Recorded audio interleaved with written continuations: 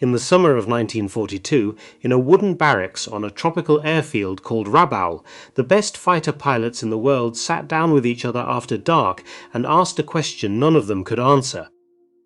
Who had taught the Americans to fight like this? They had been killing American pilots, British pilots, Dutch pilots, Australian pilots for 10 years, from China to Pearl Harbor to the Indian Ocean. They flew the finest carrier fighter ever built. They had trained since they were teenagers. They knew they were the best the way a man knows his own name. And now, suddenly, two American boys flying an inferior airplane could defeat any one of them, every single time, no matter how good he was. The man who had built the thing that was killing them was 8,000 miles away. He had never been to Rabaul. He had never seen a zero in the air. He had figured it out on the kitchen table of a rented house in Coronado, California, in the summer before the war began, with a box of ordinary matchsticks. His name was Jimmy Thack. And this is how he did it. August 7th, 1942, the Solomon Islands, a few minutes past 1 in the afternoon. 18 Mitsubishi Zeros from the Tainan Air Group crossed the long blue distance from Rabaul and arrived over the southern coast of Guadalcanal, and the men inside those cockpits looked down at something they had been told was impossible. American transport ships, American destroyers, American Marines on the beach below them, already ashore, already digging in. The first opposed amphibious landing the United States had ever conducted in the Pacific War, and the Imperial Japanese Navy had been given no warning of it at all. Among the 18 pilots in those Zeros was a wiry, soft-spoken man from a samurai family lineage that stretched back centuries. His name was Saburo Sakai. He was 25 years old.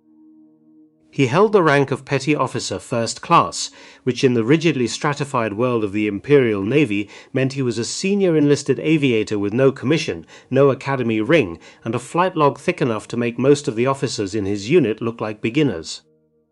He had been killing pilots since the war in China. He flew his Zero with a tailcode Allied recognition officers had begun circling on debrief charts, because the man flying it never seemed to lose. Above him in the formation flew Lieutenant Commander Tadashi Nakajima, 33 years old, the Hiko Taisho, the senior airborne combat leader of one of the most decorated fighter units in the Imperial Navy. The man his pilots looked to in the seconds before contact. What happened in the next 48 hours over the Solomons would change something in the Imperial Japanese Navy that would never be put right again. When Nakajima landed at Rabaul that week and climbed down the side of his Zero, his hand was shaking on the cockpit ladder. He could not for some minutes find the words for what he wanted to say. He had been the hunter. He had picked his target, slid into firing position behind an American Wildcat, and a second Wildcat that had no business being where it was had come at him from the side, head on, guns lit. He had never seen it coming. He had broken off. He had run. He had survived. And he did not know how. The pilots in the barracks at Rabaul that night asked the same question of each other in different ways until the alcohol ran out. The Americans were not gifted dogfighters. The Americans flew an inferior airplane. The Americans had been dying in droves for 8 months, and now suddenly 2 of them together could defeat one of the best pilots in the Imperial Navy every single time, no matter how good he was. Who had taught the Americans to fight like this? Nobody in that barracks had an answer. By the time the Imperial Navy understood the answer, the men who could have done something about it would already be dead in the waters off Guadalcanal, off Santa Cruz, off the Philippine Sea. The question would no longer matter. There would be no one left who could fly a reply. The answer was the man we have already met. The soft-spoken commander in California, with his matchsticks and his quiet certainty. The full name on his Naval Academy records was John Smith Thack. The story of what he did in the summer of 1941 is one of the strangest and most consequential acts of pre-war military thinking the United States Navy ever produced. But before we get to him, we have to understand what he was working against. By every conventional measure of the early 1940s, the Japanese were the better fighter pilots in the Pacific. They had been the better fighter pilots since the air war over China in the late 1930s. They were flying a better airplane. They were the apex predators of carrier aviation, and in the first 6 months of the Pacific War, they proved it from Hawaii to Ceylon. The Imperial Navy had built this advantage on a deliberate choice made in the late 1920s, quality over quantity. Beginning in 1930, the Navy launched the Yokaran program, the Flight Reserve Trainee program, which took young Japanese boys aged 15 to 17 and put them through one of the most rigorous flight training pipelines in the world. The selection was savage. In 1937, when 1,500 sailors applied for the equivalent program for non-commissioned officers, 70 were accepted, 25 graduated. Sakai himself was one of those 25. He had earned a silver watch presented to him by Emperor Hirohito for graduating first in his class at Tsuchiura. By the time he was 23 years old, he was already one of the top fighter pilots in the empire. Men like Sakai drilled in deflection shooting until they could put a burst into a target the size of a dinner plate from 300 meters. They learned to land on a pitching carrier deck in heavy weather. They learned to read the surface wind off the ocean from 5,000 feet up. They learned to fly at night without instruments. The doctrine they were taught held that the dogfight was, at heart, a duel between samurai. The pilot who flew best, who saw first, who shot truest, won. The pilot who did not, lost. There was no other category. The aircraft they were given matched the doctrine. The Mitsubishi A6M Type 0, designed under Chief Engineer Jiro Horikoshi and entering service in 1940, was a machine built around a single principle: it would outturn anything in the sky. To achieve this, the Mitsubishi designers stripped weight from the airframe with a fanaticism that bordered on religious. They removed the armor plate behind the pilot's seat. They removed the self-sealing rubber lining from the fuel tanks. They thinned the wing skin. In exchange for that fragility, they got an aircraft that could climb at over 3,000 feet per minute, turn inside any Allied fighter then in service, and engage at ranges no other carrier fighter in the world could match. A Zero could fly a combat radius of more than 500 nautical miles. Allied planners refused to believe their own intelligence reports when they first saw the number. The result, when this aircraft and these men met the Allied air forces in December of 1941, was carnage. Pearl Harbor, the Philippines, Malaya, the Dutch East Indies. The Great Indian Ocean raid that drove the Royal Navy out of Southeast Asia. Zeros tore through Brewster Buffaloes and Curtiss Warhawks and Hawker Hurricanes with a kill ratio that approached 12 to 1. By April of 1942, an Allied pilot who attempted to dogfight a Zero was understood, in every air force flying against the Japanese, to be a dead man. Standing orders in some American squadrons specifically forbade pilots from turning with a Zero under any circumstances. The recommended counter was to dive, run, and hope for clouds. This was the world that John Smith Thack was looking at in the spring of 1941, when, 6 months before Pearl Harbor, he was given command of Fighting Squadron 3 at Naval Air Station North Island in San Diego. He had just turned 36. He went by Jimmy because an older brother named James had been at the Naval Academy ahead of him, and the upperclassmen had hung the nickname on him before he could shake it. He was tall, lanky, soft-spoken, with a slow Arkansas drawl that made strangers underestimate him. He was not, by the standards of the pre-war Navy, a brilliant officer in the way the term was usually meant. He had not topped his class at Annapolis. He had not made his name with daring stunts. He had not posted the highest gunnery scores in the fleet. What he had was a quality quieter than that and harder to see. He thought about problems all the way down until they came apart in his hands. And in the late summer of 1941, while most squadron commanders in the Navy were content to wait for official guidance from above, Thack did something the others did not. He went looking for trouble. He pulled strings. He requested every scrap of intelligence the Office of Naval Intelligence had collected on the new Japanese carrier fighter, and he kept asking until something landed on his desk. What landed on his desk was a document dated September 22, 1941, the Fleet Air Tactical Unit Intelligence Bulletin. It contained a description of the Mitsubishi Zero pieced together from observations by the American volunteer group, the Flying Tigers, who were already flying combat against Japanese aircraft over China. The bulletin reported a fighter that climbed at more than 5,000 feet per minute, turned inside any American fighter known to exist, and operated at ranges the Wildcat could not match. The actual climb rate of the Zero was closer to 3,100 feet per minute. The bulletin overstated it, but either way the picture it painted was bleak. The airplane Thach and his pilots were flying was about to be sent against an enemy aircraft they could not turn with, could not climb with, and could not run from. He read the numbers. He read them again. The Wildcat was tougher, yes. It had armor, it had self-sealing tanks, it had a punishing armament of 6 50 caliber Browning machine guns. None of that mattered. If the Zero could choose when and where to fight, he took the bulletin home with him that night. To the rented house in Coronado, where he and his wife Madeleine were living, he sat down at the kitchen table. The lights were low, the house was quiet. He opened a box of ordinary matchsticks, he laid them out on the wood grain, and he began to play. The matchsticks were aircraft, the grain of the table was sky. He moved them slowly, one at a time, watching how each formation could and could not respond to attack from each angle. He did this for an hour. He did it again the next night, and the night after that. Tactic at midnight, flight test the next morning over San Diego Bay, debrief in the afternoon, rearrange the matchsticks. Try again. He did not know yet that what was forming on his kitchen table would be taught 80 years later in every Western air combat training course on Earth. He did not know that the man whose pilots would one day shake on the cockpit ladder at Rabaul was already, somewhere on the other side of the Pacific, flying combat over China with a samurai lineage behind him and a silver watch from the Emperor in his footlocker. He only knew that he had to find an answer, and he had to find it before the war found him.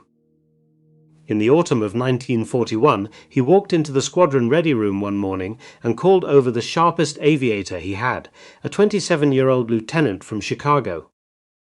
The son of a lawyer with a complicated past, a graduate of Annapolis, class of 1937, his name was Edward Henry O'Hare. His friends called him Butch. Thach had a strange request for him. He wanted O'Hare to try to kill him, and he wanted O'Hare to do it with the throttle wired down. The first thing Thach had figured out, sitting at that kitchen table with his matchsticks, was that the standard American fighter formation was hopeless. The Navy in 1941 still flew the way the Army Air Corps flew, 3 aircraft to a section, a leader in the middle, 2 wingmen flanking him. The wingmen spent so much energy holding their position relative to the leader that they could not look behind them.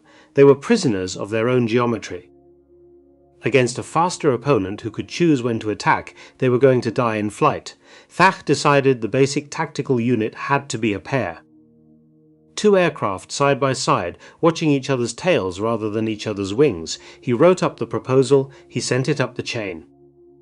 The United States Navy formally adopted the 2-plane section as its basic fighter element in July of 1941, partly on his recommendation. That change alone would have saved American pilots. It was not enough. He kept moving the matchsticks. He turned them. He slid them across the grain. 2 Wildcats, no matter how alert, could not survive a Zero that could attack, miss, climb away faster, and come back from a different angle whenever it pleased. The pair could see the threat. The pair could not catch it. He needed something more. The answer, when it came to him, was geometric. It was almost embarrassingly simple. 2 pairs, 4 aircraft flying abreast, separated by a distance roughly equal to the turning radius of a Wildcat. When the Zero attacked one pair, the other pair turned toward the pair under attack. The pair under attack turned toward the rescuers. The 2 pairs crossed paths, and the Zero, focused on the bait, suddenly found itself looking down the gun barrels of the second pair, which was now flying straight at it head-on.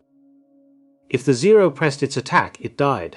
If it broke off, the rescuers swung around onto its tail. There was no third option. The trap was geometric. It did not depend on individual brilliance. It did not depend on superior gunnery. It did not depend on the airplane being equal to the Zero.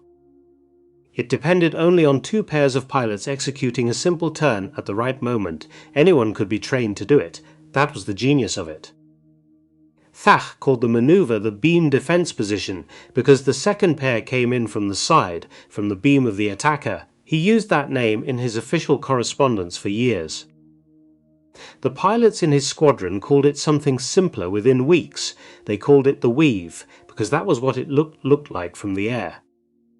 Two pairs of fighters weaving in and out across each other's flight paths like threads in a loom. The name that history would give it, the name written into every air combat manual in the Western world, was not Thach's idea at all. It was given to the maneuver the following year by his close friend, Lieutenant Commander James Henry Flatley, in a personal letter to Thach during the summer of 1942. Flatley called it the Thach Weave. The name stuck. Thach himself, for the rest of his life, kept calling it the beam defense position. He thought naming the thing after himself was bad form. He knew, before he tested it in the air, that something this strange had to be proven. So in the autumn of 1941, he set up an experiment that has become legendary in the history of American naval aviation. He called Butch O'Hare into the ready room. O'Hare was 27 years old, the son of Edward Joseph O'Hare, a Chicago lawyer who had helped the federal government convict Al Capone of tax evasion and who had been shot to death in his car on a Chicago street in November of 1939, shortly before Capone was paroled from federal prison. The son carried that history quietly. He had graduated from the Naval Academy in 1937. He flew the Wildcat better than anyone in Fighting 3. Thach picked him because he wanted the sharpest aviator in his squadron playing the attacker. The whole point was to see whether the Weave could survive against the best man he had.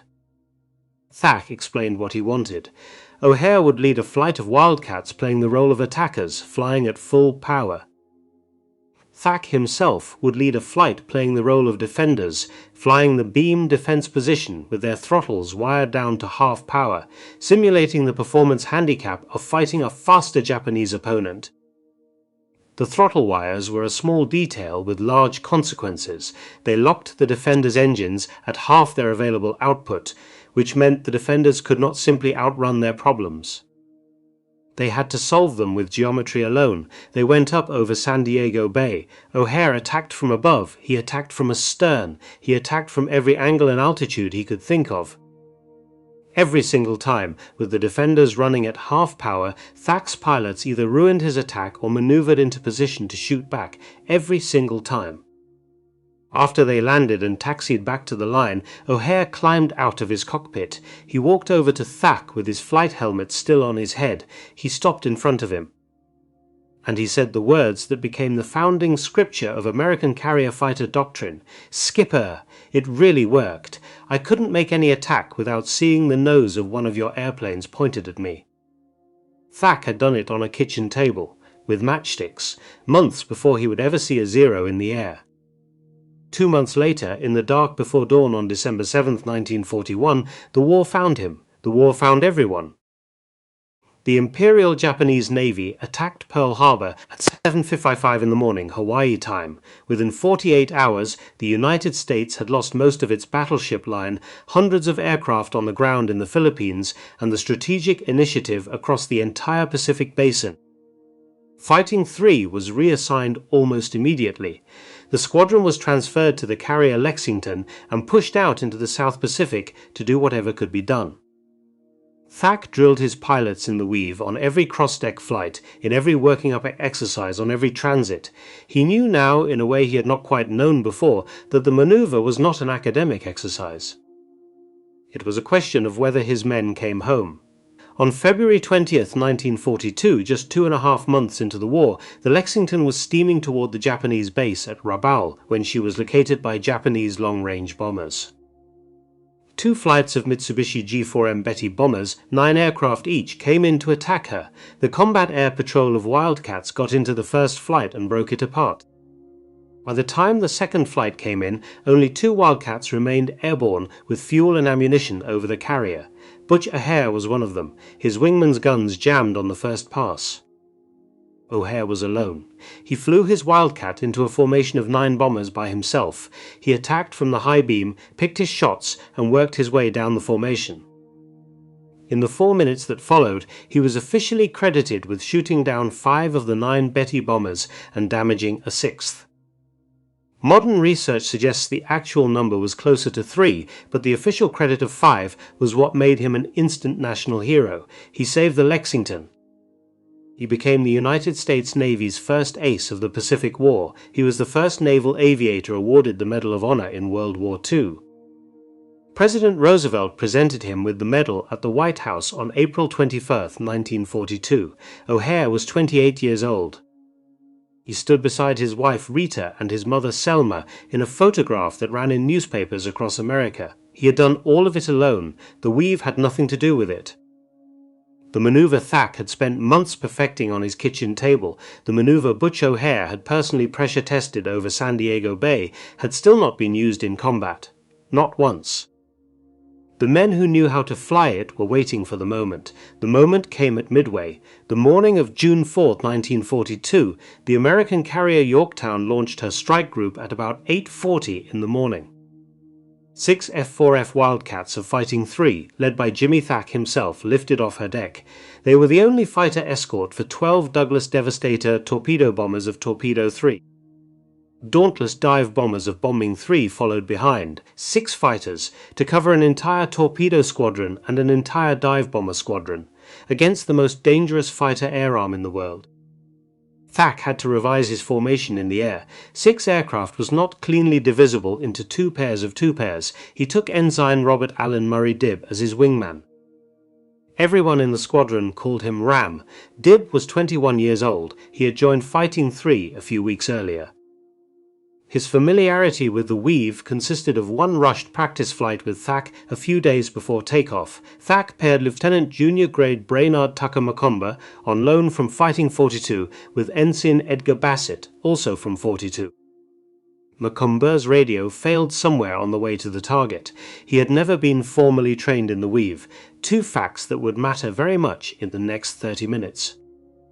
The remaining 2 Wildcats, flown by machinist Tom Cheek and Ensign Daniel Sheedy, were detached to fly low cover for the slow Devastators. They would fight their own separate engagement at low altitude that morning. The American formation approached the Japanese fleet. The Devastators began their long, slow descent toward the water, lining up for torpedo runs.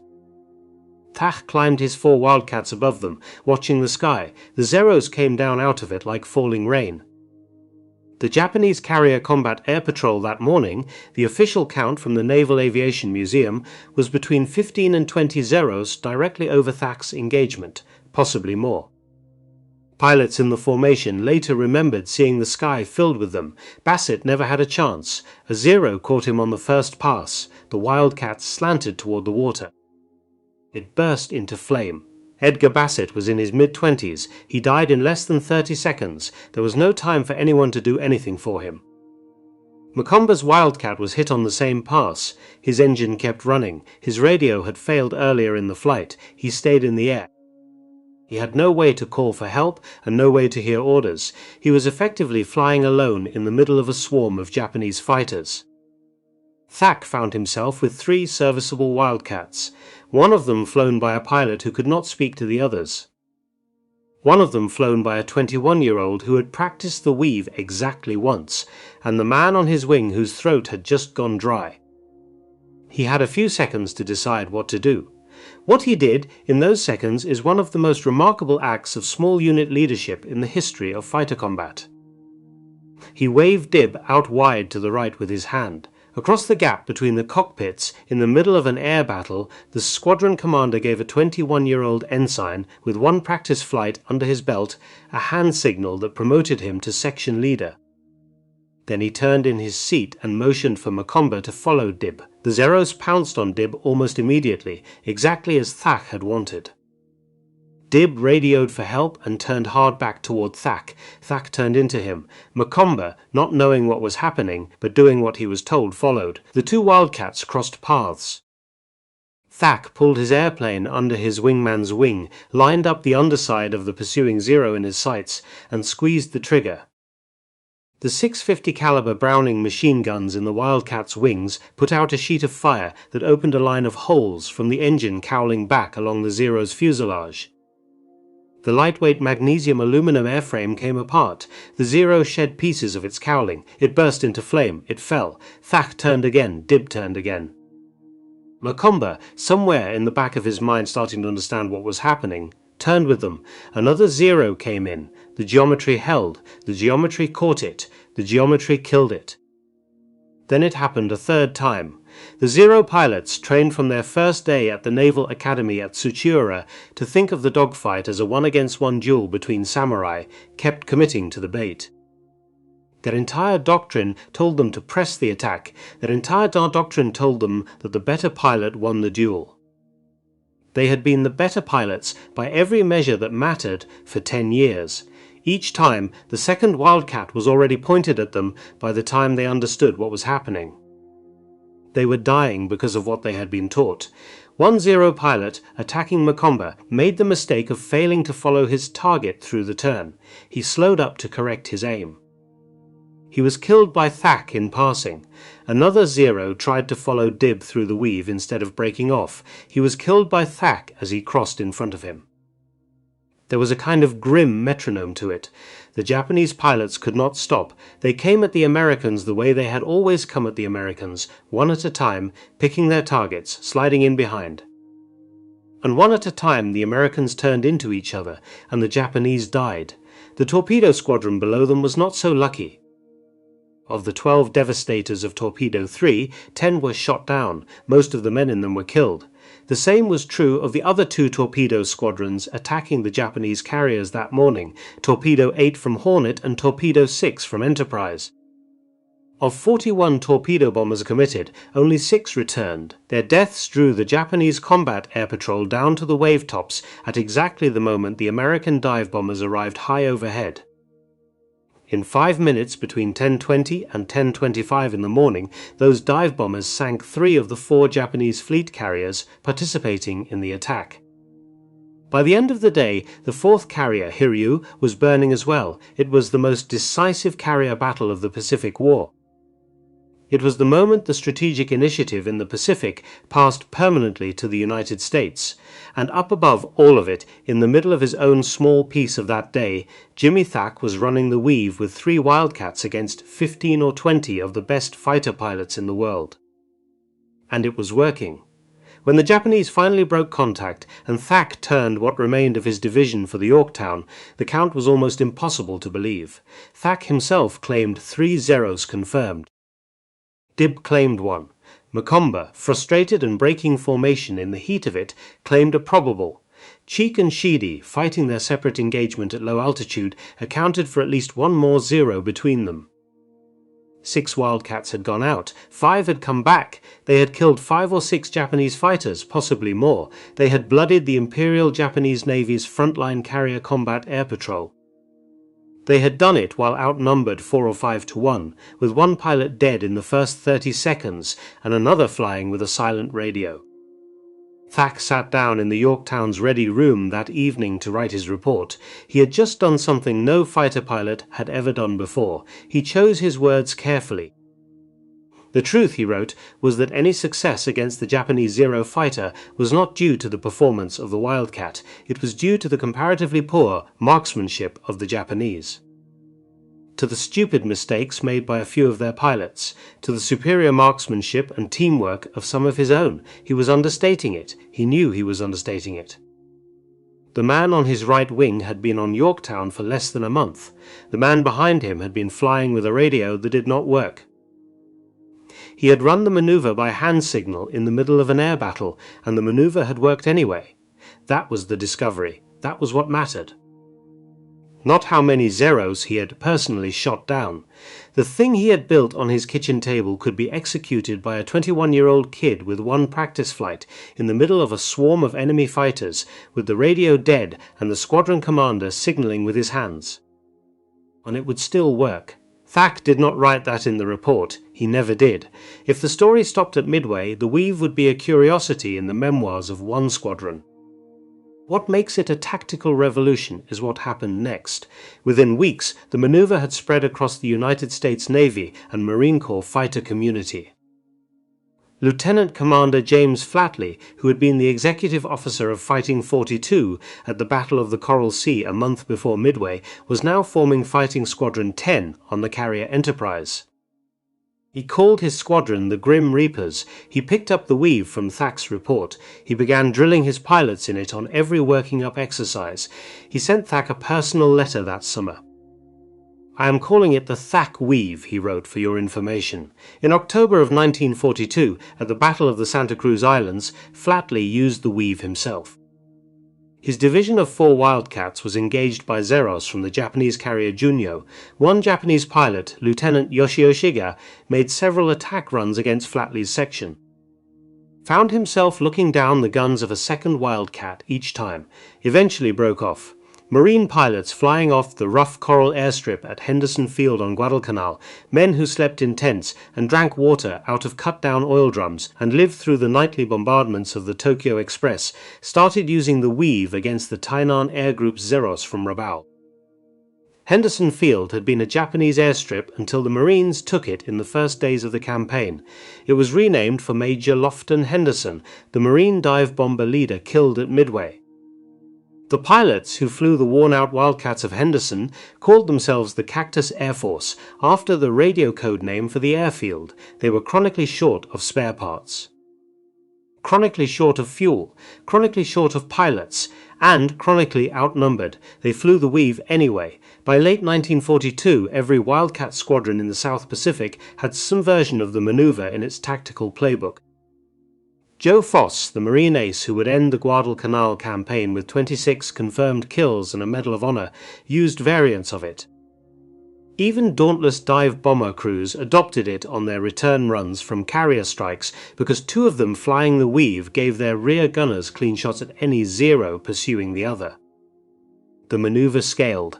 It worked between fighters, it worked between bombers, it worked between mixed flights. As long as 2 aircraft would commit to watching each other's tails, the geometry of the trap held.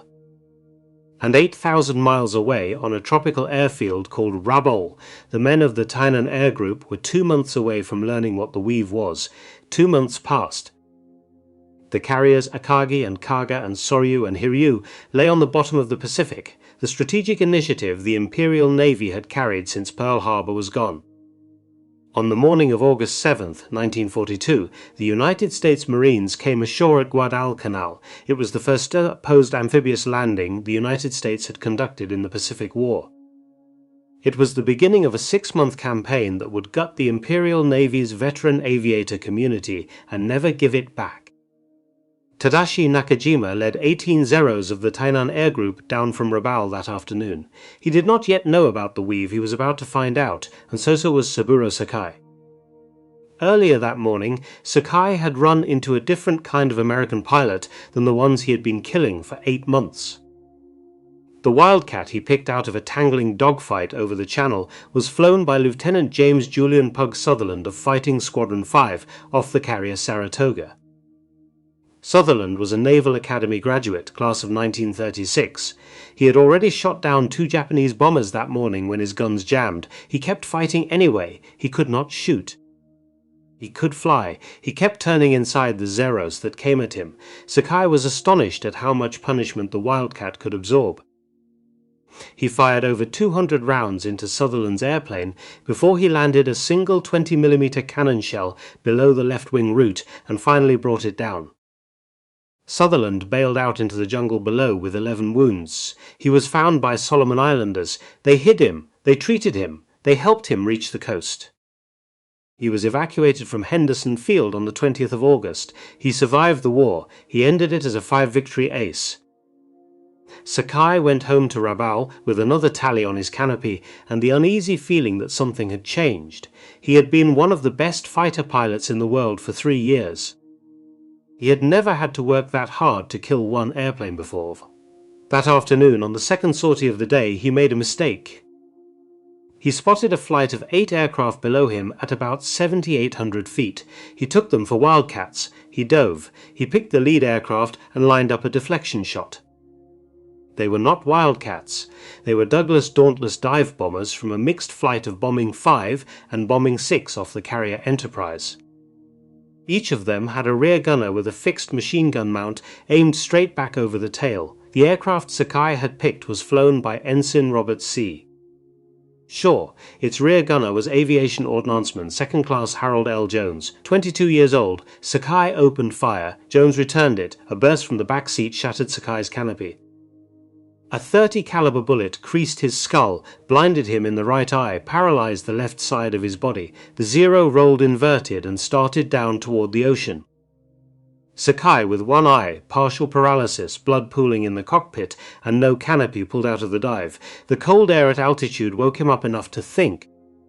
He was 400 miles from home. He had a head wound. He chose not to die. He flew his Zero 560 nautical miles back to Rabaul. He navigated by the volcanic peaks he had memorized from earlier missions. It took him 4 hours and 47 minutes. He nearly crashed into a line of parked Zeros on his approach. He circled the field 4 times, with the fuel gauge reading empty. He landed on his second attempt. He insisted on making his mission report to his superior officer before he would let the medics put him in a stretcher. His friend Hiroyoshi Nishizawa, the Tainan's top ace, physically removed the waiting driver and drove Sakai to the unit surgeon himself. Sakai survived. He lost most of the vision in his right eye permanently. And here we have to look closely at why the Imperial Japanese Navy never produced its own answer to the weave, because the answer is not technical, it is structural. The reason lies in 2 decisions made before the war began. The first was the decision to keep the pilot training program small, selective, and elite. In 1940, when the Imperial Navy was asked whether to expand pilot training in anticipation of a long conflict, the proposal was rejected. Japan, the planners reasoned, could not win a long war against the United States. Therefore, Japan did not need to plan for one. The training pipeline would remain what it had always been.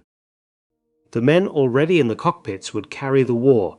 The second was the decision, when the war turned, to keep the surviving veteran pilots on the front until they died there. The United States Navy, by contrast, started rotating its experienced combat aviators home in 1942 and 1943 to instruct the next class of trainees. The Imperial Navy did not. Sakai's training cohort, the elite Yokaran graduates of the late 1930s, kept flying combat missions until they were shot down.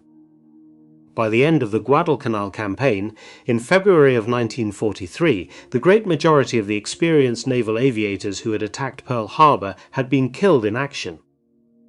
The men who could read a fight, who knew when to commit and when to break off, who could spot the bait Wildcat offering itself up, were dead in the waters off Henderson Field, off Santa Cruz, off the Eastern Solomons. Their replacements, products of a compressed training program that had to push pilots through faster as losses mounted, did not have the experience to recognize a trap that a man like Nakajima had only recognized too late. Sakai himself, when he was finally pulled off operational duty after his head wound and assigned to train new pilots, wrote about the experience in 1943 with something close to despair. "We could not watch for individual errors," he said, "and take the long hours necessary to weed the faults out of a trainee. Hardly a day passed when fire engines and ambulances did not race down the runways, sirens shrieking, to dig one or more pilots out of the plane he had wrecked on a clumsy takeoff or landing. We were told to rush men through, to forget the fine points, just teach them how to fly and shoot." The man who had once flown combat from China to New Guinea was now watching teenagers kill themselves on the takeoff roll, and being ordered to send the survivors to the front anyway. While this was happening to the Japanese, the United States Navy was doing the opposite. In 1942 alone, the American Naval Aviation Training Program graduated almost 10,900 pilots. Nearly twice as many as had completed the program in the entire previous 8 years combined. By 1943, the figure was almost 20,800. Each of these new aviators reached the fleet with around 500 hours of flight time. Replacement air groups were established starting in April of 1944 to put a final polish on pilots before they joined operational units. By contrast, by 1945, Japanese pilots were being certified for combat duty with less than 4 months of training. Under 100 hours in the air, the result was visible in the numbers. The F-4F Wildcat, the aircraft Thak had designed the weave to keep alive, ended the war with an air-to-air kill ratio of approximately 6.9 to 1.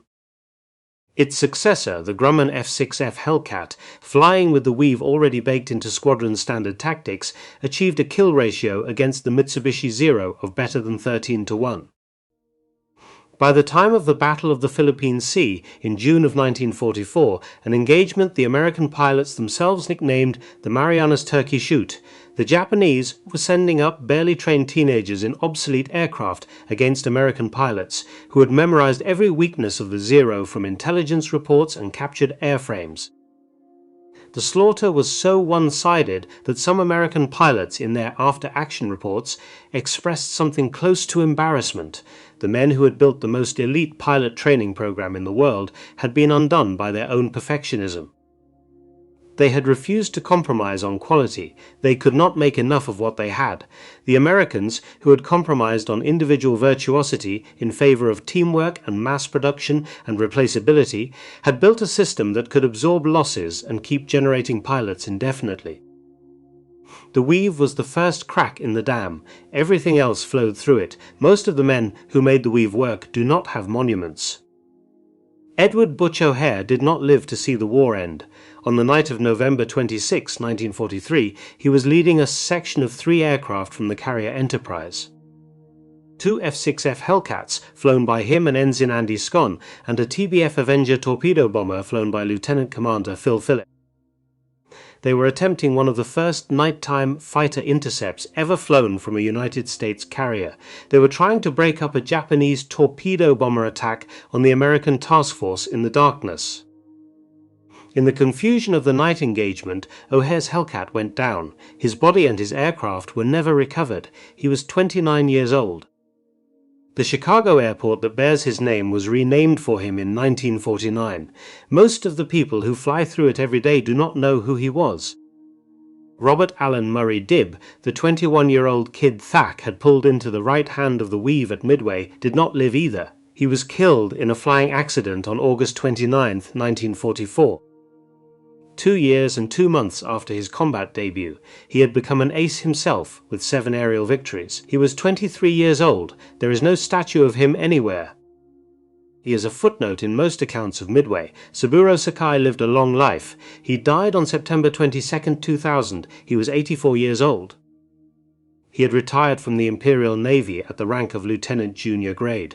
He had become a Buddhist who refused to kill any living thing, not even a mosquito. He had become a critic of the war Japan had fought and a vocal opponent of the militarism that had sent his generation into the cockpits of those Zeros. He visited the United States more than once after the war. In 1983, near Los Angeles, an American historian named Henry Sakida arranged a meeting between Sakai and Harold L. Jones, the rear gunner from Bombing 6, the man whose machine gun bullet had nearly taken his life over Tulagi 41 years earlier. They exchanged gifts. They shook hands. Sakai produced the bullet-pierced flying helmet he had been wearing on the 7th of August 1942. It still bore the entry hole of Jones's marksmanship, 2 old men in a quiet room. Both of them survived something neither one had any business surviving. Jimmy Thack went on to a 40-year career. He commanded the escort carrier USS Sicily in the Korean War. He pioneered anti-submarine warfare doctrine in the late 1950s as commander of Task Group Alpha, work that became the template for how the United States Navy hunted Soviet submarines for the rest of the Cold War. He was promoted to 4-star admiral in 1965. He retired in May of 1967 as Commander-in-Chief, United States Naval Forces Europe. He died in Coronado, California on April 15, 1981. 4 days before his 76th birthday, in the same town where he had built the weave on his kitchen table 40 years earlier.